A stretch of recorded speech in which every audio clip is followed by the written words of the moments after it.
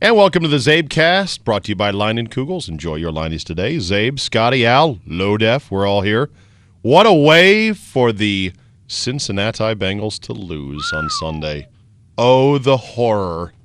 Not unlike the Hindenburg bursting into flames over, what do we say, Lindenhurst, New Jersey? Something with an L.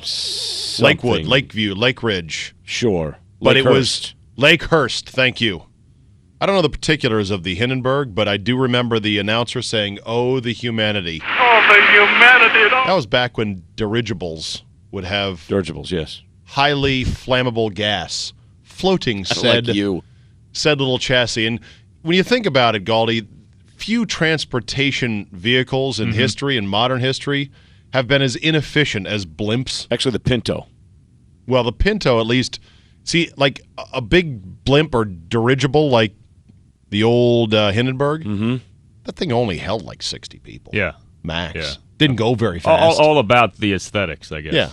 And then we figured out, hey, we could use another lighter-than-air gas that isn't flammable, and thus the Goodyear blimp. And the Goodyear blimp could have had a blimp's eye view of Brandon Stokely's catch against the Cincinnati Bengals, and that game was all but won. A victory for white receivers everywhere. And you know what?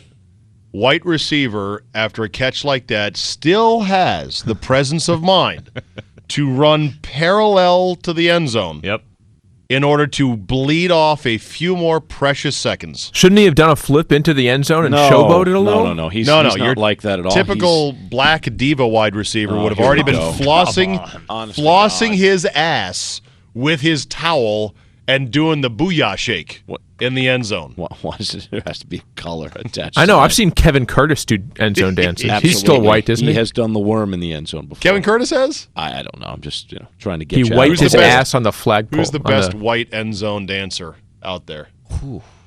Terrell Owens. See, like white guys. Shockey. See, white guys. Shockey did the God thing during week 1. He looked up. Yeah, white guys will. Thank God I'm not drunk today, God. Thank you, God. Yeah, exactly.